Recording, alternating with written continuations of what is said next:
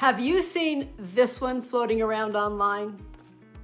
Your mental health is more important than your career, money, other people's opinions, that event you said you would attend, your partner's mood, and your family's wishes combined.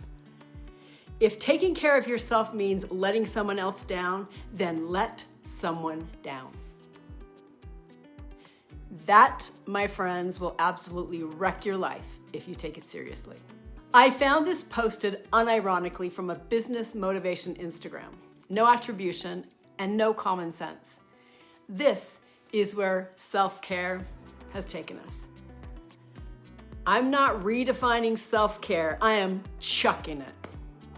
Because what most people call self-care today is just self-indulgence, dressed up as a virtue. Look at me, I'm taking care of myself. I have seen it ruin relationships, ruin jobs, and ruin reputations. People cancel plans, call in a mental health day every other week, and blow off commitments because self-care. But you know what really happens? Their friends stop calling. Their bosses stop promoting and maybe even fire them. Their lives start shrinking. They think they're protecting their peace, but they're actually isolating themselves. So let's talk about 5 things that actually care for you and for the people counting on you. There are so many more than I have, so please share your real care ideas in the comments. Number 1, fuel for function, not feeling. Food is fuel, not therapy, at least not most of the time. Your body isn't a garbage disposal for bad moods. Don't make it one. When you eat well, you're saying, I've got stuff to do. I need to show up strong. When you don't, when you chase comfort food instead of fuel, you're saying, my feelings run the show. They're the most important thing of all.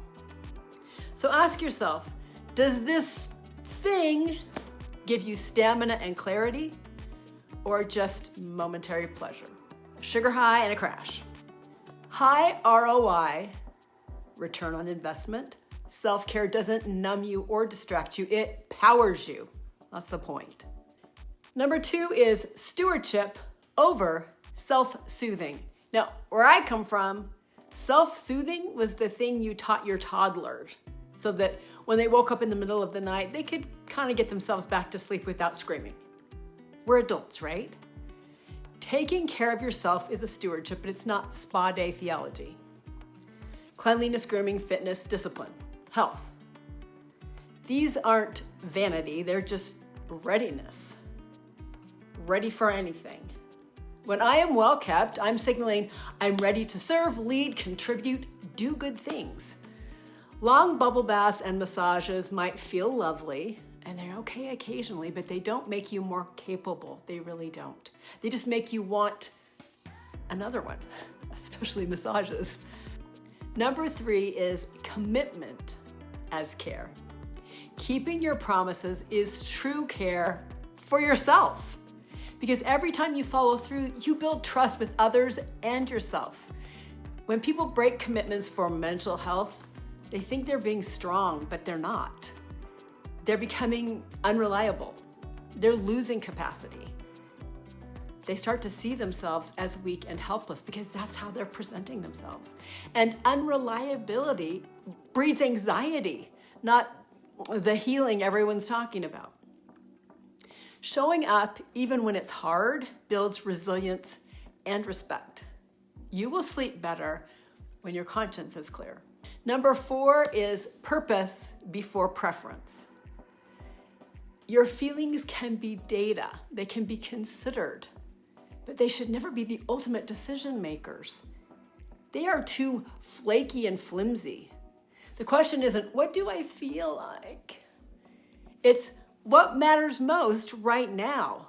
It's what makes life better in the long run. It's what decisions will I look back on with pride. Matthew 22:39 teaches, thou shalt love thy neighbor as thyself. You've heard it, I've heard it. This is called the second great commandment, right after loving God. But people twist this verse to justify self-indulgence.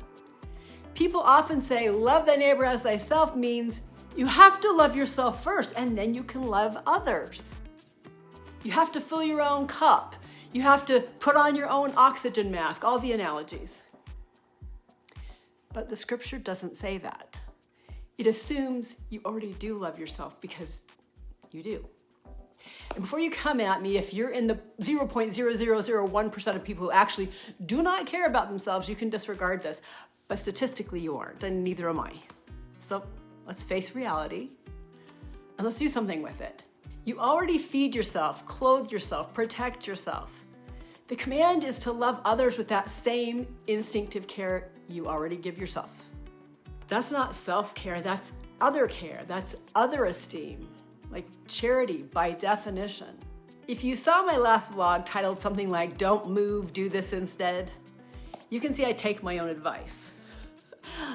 I'm currently purging the bookshelves. So I had to search and search for this book, which is so pertinent today because right now there are books stacked everywhere for us to go through. I will never get rid of this book.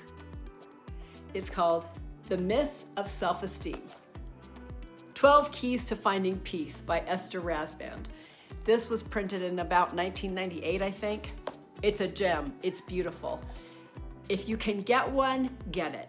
The basic premise of the book is that we don't gain self-esteem by patting ourselves on the head and taking care of ourselves and doing nice things for ourselves and telling ourselves how amazing we are.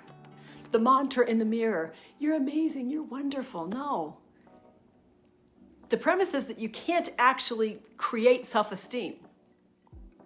You can't create it for yourself or your kids. Instead, self-esteem is a byproduct of esteeming others. Now, if you want to get into the nitty-gritty, read the book, but it's a great book. I highly recommend it, and it deals with this perfectly. Number 5 is recovery with responsibility. Now, this is actually a perfect time for me to do this video because I feel like trash. My grandson got sick, and he gave it to my son, who gave it to me. And I don't know if you can tell, but I'm not well right now. But so what do I do with that? Do I lie around in bed all day? No, I slept in a little, got up a little bit more slowly than usual. I might even take a nap, but I don't do really well with naps. But I'm just kind of taking it easy, but still doing things, as you can see. So when you recover with responsibility, what are you doing? Yes, you need rest, but rest is a means, not an excuse. There's a difference between recovery that restores and rest that rots. There's even a common term these days called bed rotting. I only heard about that the last few months, and I thought that sounds horrible. It actually means like being a sloth, lying in bed for hours and even days, just passively scrolling or watching videos, completely avoiding responsibility. Google actually says this about it. While occasional bed rotting can be a form of relaxation or self-care, prolonged bed rotting can lead to negative consequences. You don't say. That's not care that cares for you. It's not good for anyone.